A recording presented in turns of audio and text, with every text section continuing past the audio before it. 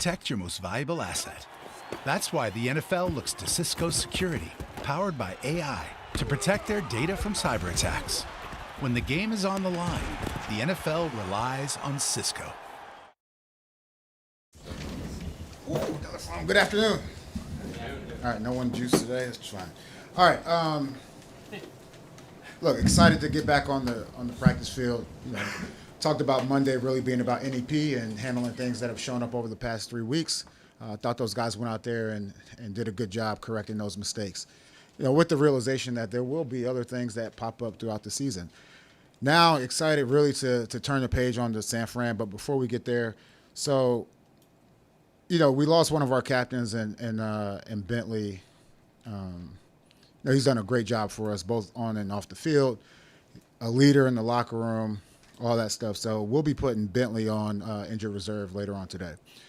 Now, in saying that, I thought it was important to just go back and kind of talk about my experience. As you guys know, there were a few seasons there where I was hurt at the end. Well, more than one. All right. And so I was a captain 7 out of 8 years, but I remember getting hurt early in the season. And then coach approached me and said, "Hey, do you mind, bringing in another if we had another captain?"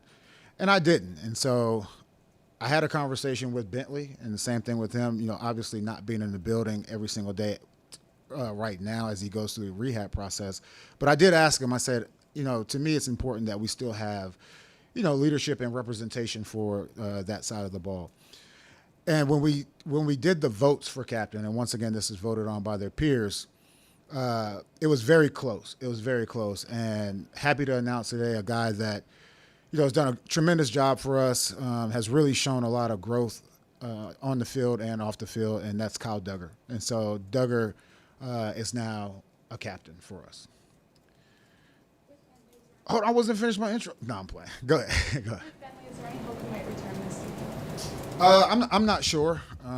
We'll see how it goes. I don't want to speculate on when he could return or can't return. I don't want to get into that. Thank you. Jerod, what has Kyle meant to you and this team? It's meant a lot. His first year he came in, you knew he was a physical player, small school guy. And so first of all, that's always a surprise, and he can go either way. But what I will say is, look, he brings that mentality, that physicality that you want on your defense. And I would say, what was it, last year? Last year he had the green dot quite a bit, and I think 2 years ago he had the green dot quite a bit as well. But he's able to handle the communication, the adjustments, and he's able to get guys lined up. And when I talk about growth with Kyle, like his first couple of years, and understanding as a rookie you don't really say too much, but the first couple of years it was more like he just would go out there and perform at a high level, but really didn't have much to do with the communication and stuff like that and the development of his teammates. And I would say here over the last few years he's done a tremendous job mentoring those young guys, and even the older guys. I had a conversation with Peppers today, and he talked about how important it was for him to learn from Duggar and Devin. And, that just talks about his leadership style. And, it's a little different. It's mostly through, just the way he approaches the game. But I would say here, as of late, this year and last year, he's been more vocal, which I definitely appreciate. And everyone doesn't always feel comfortable doing that, but he's been doing that. Is Juwan Bentley still going to be around a lot after his surgery and things like that? Yeah, absolutely. I told Bent, once again, going through that experience, it really helped me, and it stinks. It really does stink to have to go on IR, but you can still be a productive teammate. And so even when I got hurt, I think you guys know the story of, I started learning how to break down film and do all those things. And I look back on it almost as a blessing, but, when you're on IR, you're in the storm. It's kind of hard to see what God has planned for you. And those 3 years that I ended up on IR definitely helped me in my transition to coaching. And I think it's important for a guy like Bentley to be around the team, his energy, his passion, all of those things. But also, he'll be on the sidelines because I think, from a player's perspective, they see a lot of things too, and to have another set of eyes and another motivator, another guy that can help get the track, get us on the right track, I think it's important. And so as soon as he's able to travel and as soon as he's able to be on the sideline, I fully anticipate that happening. Jerod, this may sound like a big leap, but is there any thought to Duggar taking some of Bentley's responsibilities in the inside and playing inside and where he won't be able to? You're saying playing linebacker? Yeah, like moving over. Look, we're very flexible. He's done it before. Peppers has done it before. A guy not out there right now is Marte, which, would be exciting to get him back out there. He's another candidate for that role you're kind of talking about. And saying that, look, Jelani and Raekwon and those guys, they do a good job controlling the front. And I think having a guy like Duggar in the back end who has that communication with the linebackers, understands linebacker play, but also can disseminate the information, to the sides, to the corners, to the stars. I think it's more important for him to be there. He does rock down. Anytime a safety rocks, here's my nugget. Anytime a safety rocks down into the box, he's really a linebacker at that point. Right?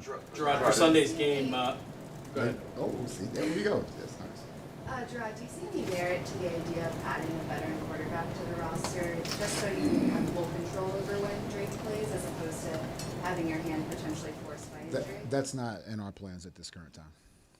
For Sunday's game, what kind of challenge does this 49ers offense present, especially with some issues maybe with the personnel right now? Yeah, it's a very unique offense, and I know everyone says it falls off the same tree, but all of these coaches, and you could throw, Mike McDaniel in the category, they all put their own twist on it. I would say with San Fran, you look at it all three phases. Look, obviously their record's not really reflective of the team that they are and can be going forward.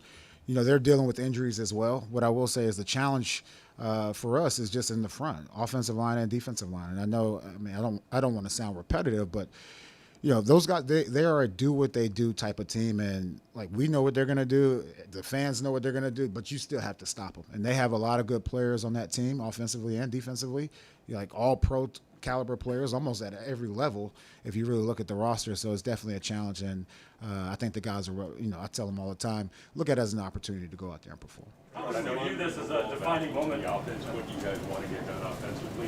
Given Ramondre's value to the offense, what you guys want to get done offensively, how do you strike a balance between keeping him out there and wanting to stay out there and maybe having that conversation with him about the fumbles? We always say that, ball security is job security. And we're all disappointed in really, 3 fumbles. And he understands that. And definitely a point of emphasis today. We'll go out there and practice in full pads. Those guys need to be hit, need to get hit. I would also say that I have confidence in that room as a whole, not just Ramondre. And, I think Gibby's done a good job. Hasty's ready to go. He prepares like a starter every week. But, we have to take care of the ball. But is there something that you can do with him? Is it just as easy as getting out there, getting past, getting hit, or is it a technique thing? It's not really a technique thing. Well, I take that back. It is at times. Ramondre is probably top 5 in the league as far as like breaking tackles. Now that's a dual-edged sword. You always want these guys to break tackles and try to make these big explosive plays, but in doing that, sometimes the ball gets loose. And we always talk about double and trouble. Like if people are around you, put 2 hands on the football, and it sounds simple to say, but it is hard to do it sometimes, especially when you're trying to get extra yards. This hasn't been the easiest start to the season for Jacoby Brissett. How has he done, inside the building, and how have you seen him sort of handle himself?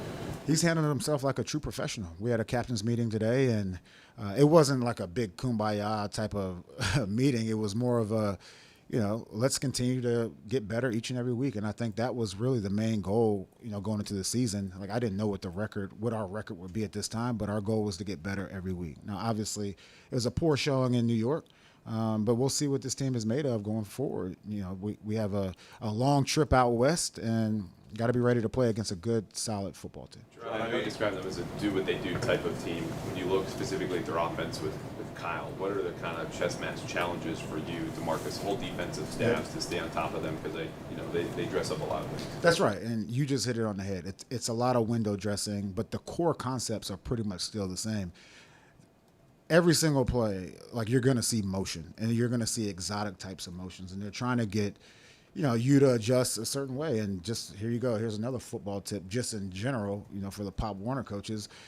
As they start to build formations, either you move the defensive line in front of you or the linebackers have to move. And some of that stuff is pre-snap, but don't forget about the post-snap movement as well. And so you have to be able to see the surfaces that they're trying to create. Someone who played linebacker at a very high level, what kind of unique challenge is it having a guy like Fred Warner who can, do pretty much everything at the position? It feels like you don't see elite linebackers very often. Yeah, look, this guy he's one of the best in the league, and when you see him flying around out there and he's a very good tackler. Those guys up front do a good job protecting them, allowing them to do those things. But I have nothing but the ultimate respect for a guy like Fred Warner. And I actually, when I first got into the league and started getting into scouting a little bit, I went back and watched some of his film in college just to see, like, what did everyone miss with this guy, because he is such a good player. But he can play in space as good as, a big nickel. Like, he's a very good player. Physical, all those things. I know you can't speculate on whether Christian Farmer will play again this season, but you've seen him around a bit. Are you able to say whether he's doing any physical activity or working out at all? Well, look, he's going by doctor's orders. I would also say I think it's important for a guy like that to be in the building. One thing about the idle mind, you're just sitting at home all the time, like, that's nothing but trouble. And, for a young player like that, this is an opportunity, kind of the same thing I spoke about earlier. This is an opportunity for him to learn about football as a whole and not just what a defensive tackle does. So in saying that, he has projects that he's working on, a bunch of those things, and he's also in charge of Friday Funny. And it's like a 30-second, 1-minute clip that just to get the guys laughing on Fridays. But he's doing a good job. Jerod, to follow up on Nicole's question from a little bit earlier, is your willingness to stick with the quarterback or the way you have it right now, how much of that is due to what you've seen from Drake in practice? How has he looked in practice? He's looked good in practice. But once again, it's just practice. And you want to get a guy like that, obviously, on the football field. But at this current time, I don't want to go back to that answer, but at this current time, we're just not looking to add any pieces at that spot. Still 70-30 practice-wise, Chris? Yeah, still the same. But he's looked comfortable enough in those. It's obviously different from a game, but he's looked comfortable enough in that setting that you don't feel the need to go bring somebody else in. I would agree with that. And let me just go back on just to provide clarification. It's 70-30 with the ones. Drake's getting a ton of reps on the show team, and he's approached that process the right way. Like, he doesn't want to know what the defense is doing, doesn't want to know the coverage. He's going out there, going through his reads. And we talk about that all the time. Just because you're on the show team doesn't mean you can't work on your fundamentals and just your progressions. And he's done a good job at that. So is he serving as like Brock Purdy during the week and Geno Smith and things like that? Yeah, it's a combination between him and Joe. Those guys, depending on the quarterback that we play. And also Caleb Jones in the practice squad. What have you seen from those who want to work with them? And secondly, we saw Caleb Jones did travel with the team. He was elevated. Kind of how is he looking in terms of being ready to play? Yeah, those guys, it's hard, coming to a team in the middle of the season. They've only been here for a very short time, so it's hard for me to sit here and give you a full evaluation if I'm being very upfront. What I will say is that, myself and Elliot as well, we're always looking for opportunities to get this roster better. And we knew that going into the season, that has to be the goal, is to get the roster better. Let's understand the processes that have been here. What can we improve on? And when you talk about year one, at least for me, that's a huge part of it. We haven't seen much of Taki, obviously. Is he a player you think could fill in some of the roles that Jerod Mayo has? Yeah, 100%. I've watched Taki for a while in Cleveland, and he's one of those guys that can line up on the edge. That adjuster role that we talk about, and also play off the ball. So we'll be excited when he gets back. Jerod, last question. You looked at the development. You talked about the development of Drake a lot over the last, since the draft. When you look at the other players around the NFL, Daniels, Williams, and Bo Nix, and what have you had conversations at all? Do you feel you need to have conversations with Drake about those other rookies and kind of be patient? Yeah, we have conversations about that, but I think you can go the other way with those examples. It's easy to cherry pick, a guy who just completed 90% of the passes and say, how do you feel about that? There's also the other end of the spectrum where a guy, they're not doing anything, whether it's on IR or they're having struggles. So it's on an individual basis. I will say that he's done a good job staying locked in and preparing as if he is a starter, which I tell all the players to do that. All right. Thanks, guys. Thank you. How's that for Tuesday? You bring it a little bit? Huh?